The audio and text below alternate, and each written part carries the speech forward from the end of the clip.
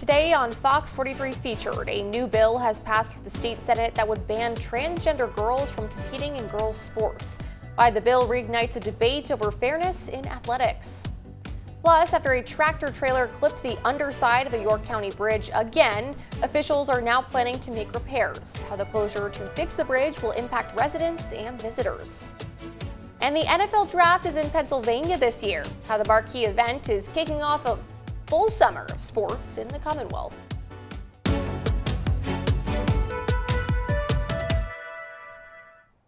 Thanks for joining us for Fox 43 Featured. I'm Sedona Meadows. For the next half hour, we'll be going over some of our top stories of the week.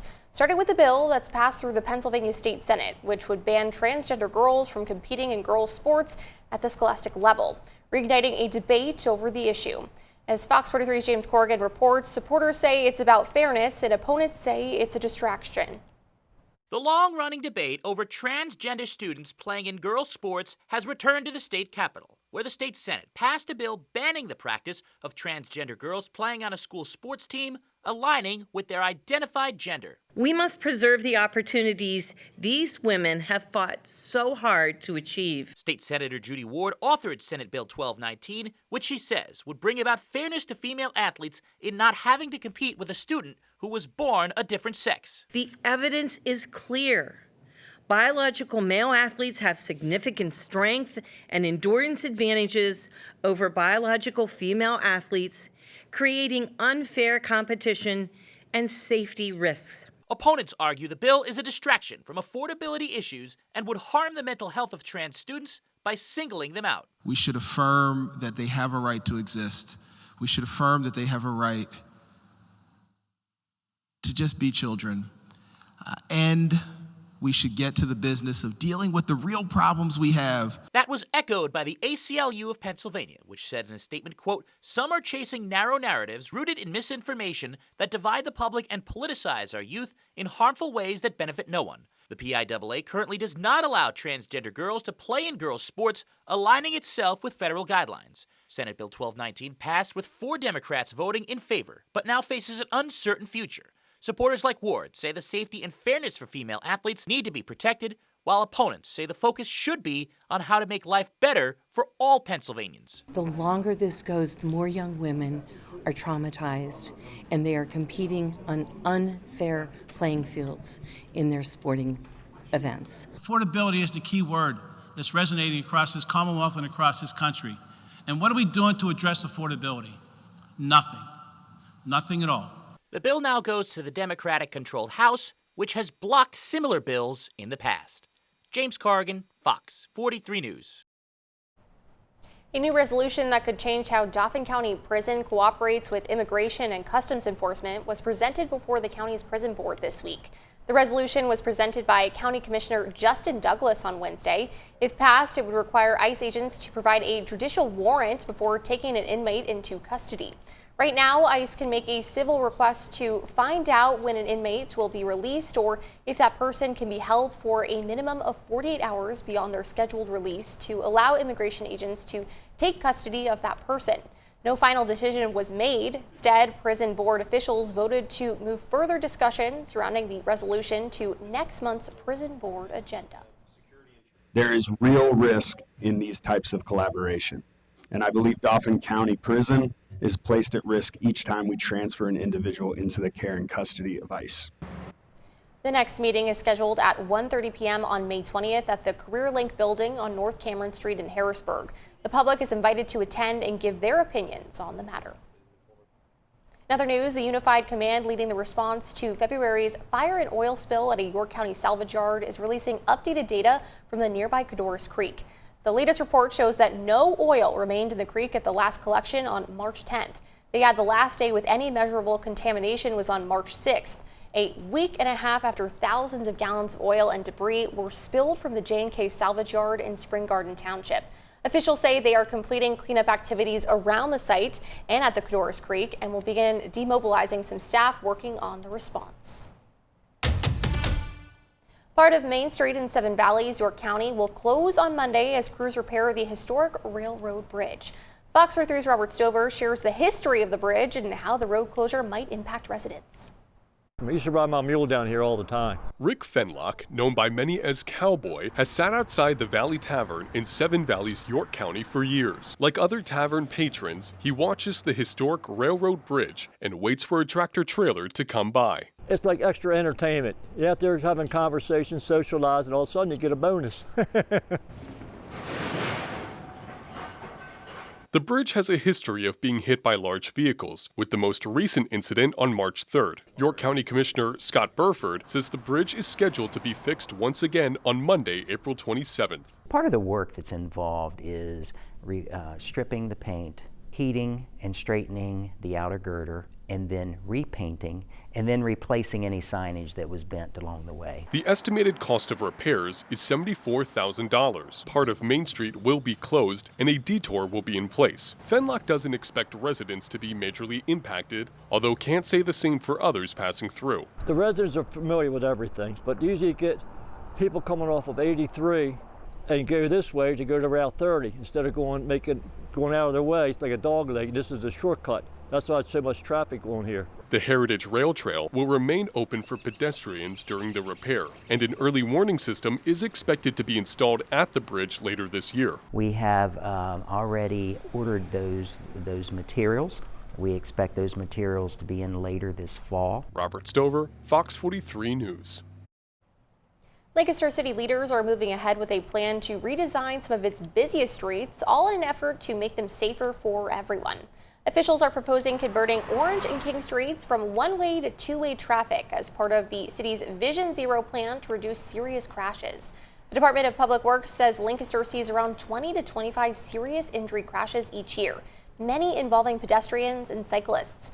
The changes are part of a broader $12.7 million Safe Streets for All grant, funding projects like new bike lanes, upgraded crosswalks, and shared use paths. It's really allowed us to accelerate a lot of the projects that we're working on. The grant is a 5-year grant. We're about a year and a half in, so we need to start getting some designs completed and get construction started. City leaders are also looking at adding slow zones in neighborhoods and improving safety near schools. The basketball courts at a popular York County park are reopening almost a month after they were shut down. Springettsbury Township officials say the courts at the Township Park are back open and that security cameras have been installed on site. Township police will also be conducting additional patrols at the park. The courts were closed in March after fights, littering, and drug use were reported. For the second year in a row, a Pennsylvania educator has won National Teacher of the Year. Leon Smith has spent his 25-year teaching career at Haverford High School outside of Philly. He teaches advanced placement classes in U.S. history and African American studies. As Teacher of the Year, Smith will help promote the important role educators play in shaping their students' lives. Last year, Ashley Crossan, an English teacher from Mifflin County High School, was the first Pennsylvanian to be named National Teacher of the Year.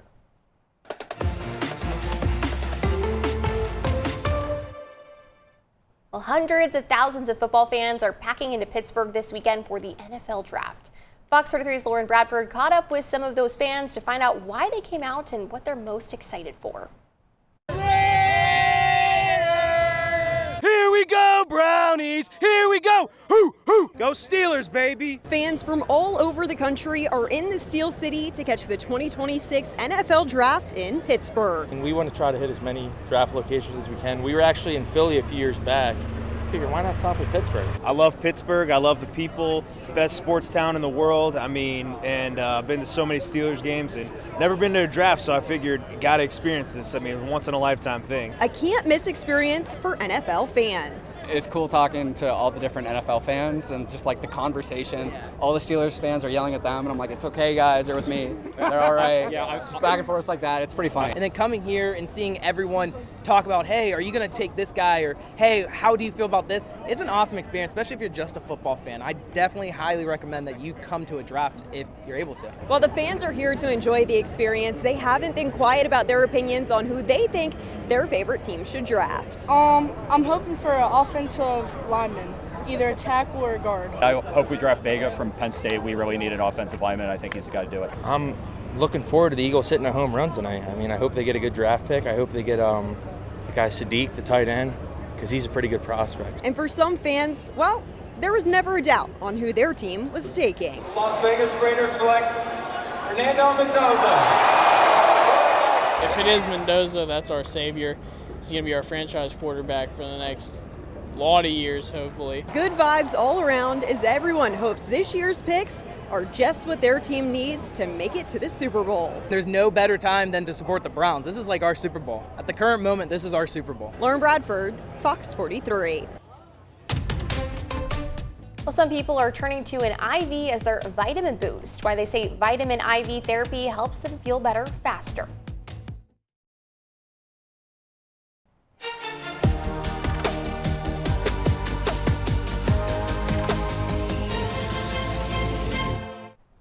More people are turning to a different kind of vitamin boost, skipping the pills and going straight to an IV. In this week's Health Smart Report, Fox 43's Amy Lutz takes a look at the growing trend of vitamin IV therapy and why some say it helps them feel better faster. A quick prick, a drip of fluids, and for some patients like John Orpin, a big boost. I have way more energy during the day, I sleep better. Vitamin IV therapy is becoming a go-to for people looking to recharge without taking a single pill. Instead of going through your digestive system, experts at Your Best Life MD in York County say a combination of various vitamins, minerals, and antioxidants are delivered straight into your bloodstream. So with oral supplements, your body really has to break everything down and it has to go through the gut for absorption, which you're only going to absorb a much less percent than if you're getting it directly into your bloodstream, like with vitamin IV therapy. Paige Rhodes is a registered nurse practitioner, and she says that means faster results, especially for people recovering from illness. It can really help just for overall general wellness. If someone's feeling run down, dealing with chronic stress, low energy, getting over a sickness, it's really great for all of those things. The process is simple. After a quick consultation, patients are hooked up to the IV. All right, and then you can follow me in here. And they'll come into our IV room, which is super comfortable. We have massage chairs and reclining chairs, a fireplace, a big screen TV, and then they can relax and they'll get their infusion. A typical infusion will take about anywhere from 40 to 50 minutes. For regulars, it becomes part of their routine. I usually get it, and then once I start feeling run down, I come back in and get it taken care of. Treatments are usually recommended every few weeks, depending on your lifestyle and goals. I always like to say that it's a great tool in the toolkit, but it is not the toolkit itself. So maybe not a magic fix, but for some people, it's one more way to feel their best. IV therapy has become so popular that there are now even mobile IV clinics where nurses are on call and will visit your home or business to bring the service right to you. With your Health Smart Report, Amy Lutz, Fox 43 News. While education is evolving, schools are finding ways to adapt to the needs of students. How a York Learning Center is turning to nature to help students grow.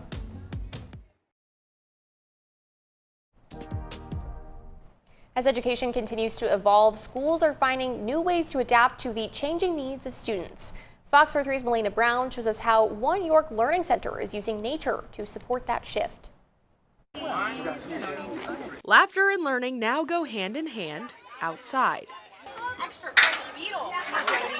York Day Early Learning officially opened its new outdoor classroom and nature center Thursday, a space designed to help children learn through exploration. There's a tremendous amount of research that tells us that being outside is better. And so we see more stable behavior when our kids are outside in nature.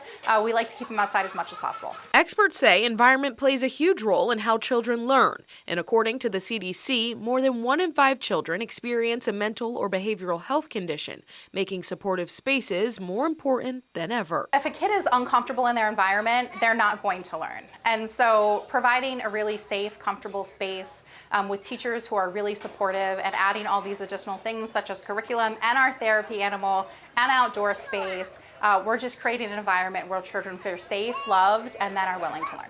And that support comes in many forms, including a pup named Annie. As our therapy dog, she helps children transition between classrooms. She helps parents separate, or children separate from their parents. And she's been a really great addition to helping with our social emotional curriculum. As classrooms continue to evolve, educators say they're constantly adjusting to meet the needs of today's students. We have to continuously adapt as educators to meet the needs of kids. I mean, from when we were kids to now, education looks completely different. The environments in which kids learn are completely different. Technology is completely different. And so we are continuously adapting here to meet the needs of the kids that we serve now. To read more about the expansion, head to FOX43.com. Melena Brown, Fox 43 News. A new downtown space is now open in Harrisburg, setting the stage for a summer of outdoor events and community gatherings. City leaders marked Earth Day with the grand opening of Coronet Park on Wednesday, a new pocket park designed for performances and community events. We were excited to kick this off on Earth Day. We thought it was a perfect place to sort of start a whole season's worth of activities, right? So we've got a plant swap tonight with an Earth Day celebration. The space was built on the site of a former building, reimagined with a focus on sustainability. Officials say it will host events like plant swaps, pop-ups, and live performances, while also helping drive downtown revitalization. After coming home from deployment, some local veterans are finding new purpose through music. How Guitars for Veterans makes learning music their next mission.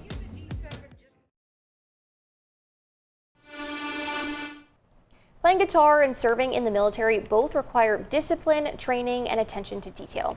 As Fox 43's Alex Cawley shows us, one group is focusing on the guitar to help those who served find a new way to use their skills. Music can be a great motivator. It can inspire and express emotions. Guitars for Vets is a group that uses music to make a difference in the lives of those who have served our country. Vets can learn a new skill and make some new friends along the way. Linda Lehman and David Bowen are program directors and veterans themselves. Lehman was honorably discharged from active duty as an Army captain in 1992. Bowen spent 24 years in the service, mostly with the Corps of Engineers. He was recalled briefly after 9/11 to assist with infrastructure in New York City. For both, before they were part of a band of brothers and sisters, the mindset was on a different kind of band. I was in the 6th grade. I was outside playing football. I called timeout, went in the house, told my mom to pick me up after school. I was going to play the guitar. I've played guitar since I was in high school. Played trumpet in high school, played trumpet in the university level, and played in rock bands and folk bands ever since. Both understand what these men and women have been through, and they believe this program makes a difference for those who served. The pair started the Lebanon chapter in 2018. The Lebanon VA has been a valuable partner, even for simple things like making copies of their teaching materials. When COVID shut down the Lebanon VA, Father Al Asiski from St. Joan of Arc in Hershey was there to offer their parish as a place for the group to meet. When you go to the F to the A minor, you just lay it down. When it's time to graduate, it's not just a cap and gown. Each vet gets their own acoustic guitar, made possible with the support of different instrument makers, along with private donations. Most importantly, the program gives vets a focus and a reason to get out and be around other vets. That sense of community can make all the difference. The National Veteran Suicide Prevention Annual Report monitors the high veteran suicide rates each year, which Bowen and Lehman say comes out to 22 veterans lost on average each day. She remembers one story that lets her know the program has struck the right chord. And I asked him, I said, do you like it? He said, yeah, I like it. And I said, good, you gonna stay with it? He said, yeah, I do. And he came every week for 10 weeks. It's a 10-week class. At the end of the 10 weeks, he got his new guitar. And I asked him, I said, okay, what do you think? And he looked at me and he said, I'm not going to be one of the 22. Well, as an ex-military guy and experiencing PTSD with a lot of my troops, it's a wonderful outlet for them. It is the healing power of music. That's basically our tagline. We're here to have fun. We're here to teach the guitar, but more importantly, do it as a group. That fun doesn't stop at the end of a 10-week course. The group takes their show on the road to a number of local events. We go out and do gigs. We play several areas around central Pennsylvania. So if anybody would like to have us play for a couple hours, we'd be more than happy to accommodate. And if you could sum up the feeling and sense of community that Guitars for Vets offers our country's bravest, then this world would be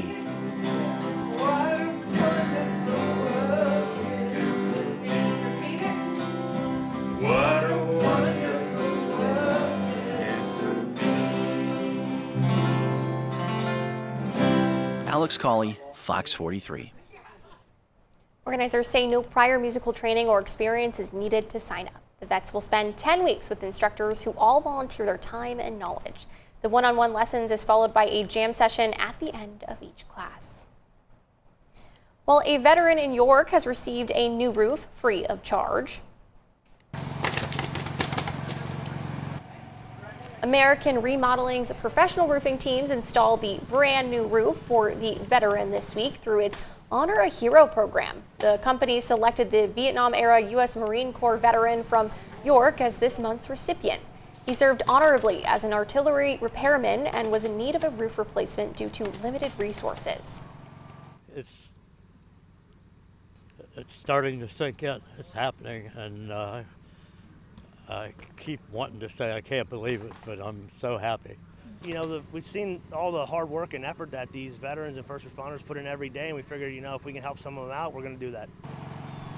American Remodeling encourages the community to nominate veterans or first responders in need so they can help provide a safe and reliable roof over their head.